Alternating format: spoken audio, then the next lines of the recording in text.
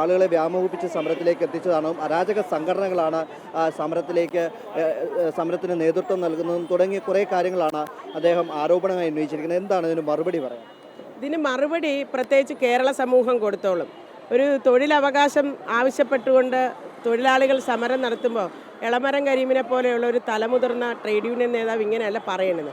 പിന്നെ ഞങ്ങൾക്ക് മറുപടി തരുന്നതിന് മുമ്പ് അദ്ദേഹം പോയി CITUവിൻ്റെ ഈ ആശാ ഫെഡറേഷൻ്റെ ആളുകൾക്ക് മറുപടി കൊടുക്കട്ടെ. കാരണം കഴിഞ്ഞ ബുധനാഴ്ച കാസർഗോഡ് നടന്ന അവരുടെ സംസ്ഥാന മീറ്റിങ്ങിൽ, കൗൺസിൽ മീറ്റിങ്ങിൽ വെച്ച് നമ്മൾ ഈ ഉയർത്തിയ ഡിമാൻഡുകളെല്ലാം അവരും ഉയർത്തിയിട്ടുണ്ട്. അപ്പോൾ അദ്ദേഹം പറയുന്നതിനകത്ത് അത് ക്ലാരിഫിക്കേഷൻ കൊടുക്കണമെങ്കിൽ ആദ്യമേ അവരുടെ നേതാക്കന്മാർ കൊടുക്കട്ടെ. പിന്നെ സമരം എന്ന് പറയുന്ന ആരുടെയും കുത്തകയല്ല. ഒരു ജനാധിപത്യ രാജ്യത്ത് ആർക്കും സമരം ചെയ്യാം. അപ്പോൾ അങ്ങനെ ഒരു സമരം നടക്കുമ്പോൾ ആ സമരത്തിൻ്റെ ഡിമാൻഡുകളെക്കുറിച്ച് ചർച്ച ചെയ്യുക. ഡിമാൻഡുകളെക്കുറിച്ച് ചർച്ച ചെയ്താൽ ഇവർക്കാർക്കും ഒരക്ഷരം മറുപടി പറയാനില്ല.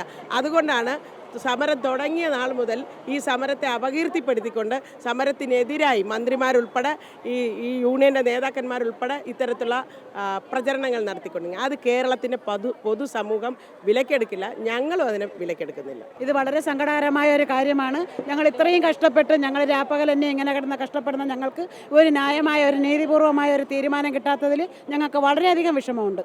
ഈ CPM നേതൃത്വത്തിൽ നിന്ന് തന്നെ വലിയൊരു ആരോപണങ്ങളൊക്കെ നിങ്ങൾക്കെതിരെ ഉയർന്നു വരുന്നു. അതെല്ലാം അടിസ്ഥാനപരമായി തെറ്റാണ്. CPMൻ്റെ മിക്കവാറുമുള്ള CPMൽ പ്രവർത്തിക്കുന്ന ആശാവർക്കർമാർ ഇതിനകത്തുണ്ട്. കാരണം ഇത് മനുഷ്യത്വപരമായ ഒരു കാര്യമായതുകൊണ്ടാണ് രാഷ്ട്രീയ ഭേദമന്യേ ഞങ്ങൾ എല്ലാവരും ഇവിടെ എത്തിയിരിക്കുന്നത്. തീർച്ചയായും നമ്മുടെ സമരം ശക്തമായി മുന്നോട്ട് തന്നെയാണ് പോകുന്നത്. കൂടുതൽ സ്ഥലങ്ങളിൽ നാശമാർ ഈ സമരപന്തലിലേക്ക് വരുന്നു. ഞങ്ങൾ ജില്ലാ തലങ്ങളിലേക്ക് സമരം വ്യാപിപ്പിക്കുകയാണ്. അതിൻ്റെ ഭാഗമായിട്ട് 27-ാം തീയതി ആലപ്പുഴയിലും മലപ്പുറത്തും ജില്ലാ കൺവെൻഷൻ വിളിച്ചു ചേർക്കുന്നു. 28-ന് കോഴിക്കോട് കേന്ദ്രീകരിച്ച് കാസർഗോഡ്, കണ്ണൂർ, വയനാട് ജില്ലകളുടെ കൺവെൻഷൻ നടക്കുകയാണ്. എല്ലാ സെൻറ്ററുകളിലെ മുഴുവൻ പണിയും നിർത്തിവെച്ച് റിപ്പോർട്ട് നൽകുന്നതടക്കം നിർത്തിവെച്ച് മുഴുവൻ ആശാവർക്കർമാർ സമരത്തിലേക്ക് വരികയാണ്. കാരണം ഭരണപക്ഷത്തിരിക്കുന്ന ആളുകൾ നിരന്തരം അധിക്ഷേപിക്കുകയാണ്. എത്രയൊക്കെ പണിയെടുത്ത ആളുകൾക്ക് ഒരു ദിവസം 232 രൂപ കൊടുക്കുന്നത് അവർക്ക് യാതൊരു മടിയുമില്ല എന്നുള്ളതാണ്. അത് വീണ്ടും വീണ്ടും അധിക്ഷേപിക്കാനാണ് ശ്രമിച്ചുകൊണ്ടിരിക്കുന്നത്. ഇത്രയും ആശാവർക്കർമാരെ 15 ദിവസം കൊണ്ട് കഷ്ടപ്പെടുന്നത് കാണാൻ കണ്ണില്ലേന്നാണ് ഞങ്ങൾ ചോദിക്കുന്നത്. ഞങ്ങൾ പല സ്ഥലത്തുനിന്നും വരുന്ന ആശാവർക്കർമാരുണ്ട്. ബുദ്ധിമുട്ടും പ്രയാസവും വണ്ടിക്കൂലിക്ക് വരെ പ്രയാസപ്പെടുന്ന ആശാവർക്കർമാരുണ്ട്. ഞങ്ങൾ ഇത്രയും കഷ്ടപ്പെടും വരുമ്പോൾ കണ്ണ് തുറങ്ങും. ആരോഗ്യമന്ത്രിയും മുഖ്യമന്ത്രിയും ധനമന്ത്രിക്കും കണ്ണില്ലേ ഇതൊക്കെ കാണാൻ? ഞങ്ങൾ എന്തുമാത്രം കോവിഡ്, നിപ്പ, പ്രളയം, പിന്നെ ഇതെല്ലാം അതിജീവിച്ച് വന്ന ജനങ്ങളെ സേവിക്കാൻ തന്നെ ആണോ ഞങ്ങളെ വെച്ചേക്കുന്നത്? അല്ല, ഞങ്ങൾക്കും ജീവിക്കണ്ടേ? ഞങ്ങൾക്കും ജീവിക്കണമല്ലോ. ആശമാർ ഓരോ വീട്ടിലും കഴിയുന്നവർ വിധവകളുണ്ട്, ഭർത്താവ് ഉപേക്ഷിക്കപ്പെട്ടവരുണ്ട്. അല്ലാതെ എന്തുമാത്രം കഷ്ടപ്പെടുന്ന ആളുകളുണ്ട്. ഞങ്ങളെ സംരക്ഷിക്കാൻ സർക്കാരില്ലെങ്കിൽ ആരുണ്ട്? 13,000 രൂപ കൈപ്പറ്റുമെന്ന് പറയുന്നത് ഞങ്ങളുടെ നെഞ്ച് പൊട്ടിത്തെറിക്കുന്നതിന് തുല്യമാണ്. കഷ്ടപ്പാടിന് യാതൊരു വിലയില്ല. ഞങ്ങളത് ആഗ്രഹിക്കുന്നത് ഞങ്ങളുടെ കഷ്ടപ്പാടിന് വില നൽകണം, അത് മാത്രമാണ്. ചർച്ച അവർ ചെയ്യട്ടെ. ഞങ്ങൾക്ക് കിട്ടേണ്ട വേതനം കിട്ടണം, കിട്ടിയേ പറ്റൂ.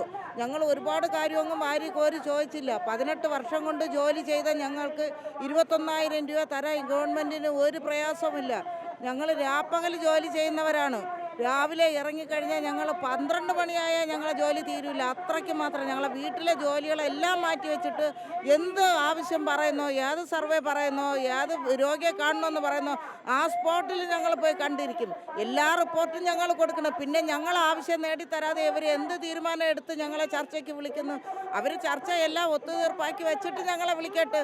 ഇന്ന കാര്യങ്ങൾ കൊടുക്കാമെന്നും പറഞ്ഞ് ഞങ്ങൾക്ക് പെൻഷൻ വേണം. എല്ലാ മാസം 5-ാം തീയതിക്ക് മുമ്പേ ഞങ്ങളെ ശമ്പളം അതാത് മാസം കിട്ടിയേ തീരൂ. ഒത്തിരി ആശമാർക്ക് ലോണുള്ള കാര്യങ്ങളുണ്ട്. ഞങ്ങൾക്ക് അതൊന്നും മാറ്റിവെക്കാൻ പറ്റില്ല. ഇവർ ശമ്പളം തരാതിരുന്നാൽ ഞങ്ങൾ കറണ്ട് ഒരു മാസം അവർ തന്നില്ല എങ്കിൽ അവർ അയ്യോ ഞങ്ങൾക്ക് ശമ്പളം കിട്ടിയില്ല കട്ട് ചെയ്യലെന്ന് പറഞ്ഞാൽ അവർ ഇലക്ട്രിസിറ്റി ബോർഡുകാർ കട്ട് ചെയ്യാതിരിക്കുമോ?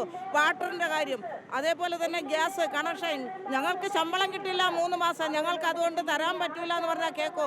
ഇത് മന്ത്രി അറിയണം, മന്ത്രി അറിഞ്ഞിരിക്കണം. ഒരു സ്ത്രീയായ ഒരു വനിതയാണ് അവർ. വനിത മന്ത്രിക്ക് എല്ലാ കാര്യവും അറിയാം. ഒരു വീട്ടിൽ കംപ്ലീറ്റ് ചുമതല എന്താണെന്ന് അവർക്കറിയാം.